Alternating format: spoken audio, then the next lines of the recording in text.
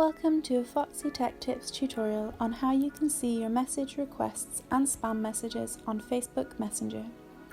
I'll show you how to do it both on the website and the app, starting with the website. So when you are on messenger.com, just click on the Settings cog button at the top left of the screen. From here you can then tap on Message Requests. It will now display any message requests you may have as well as spam. I don't have any showing here because I only just created this account. I'll now show you how to do it on mobile.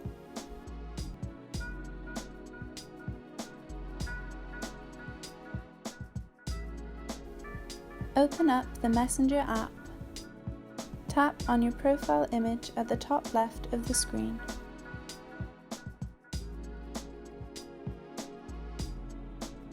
Now tap on Message Requests, the second option in the list. You will now be on the Message Requests tab. You can also tap on the Spam tab to see any spam you might have received.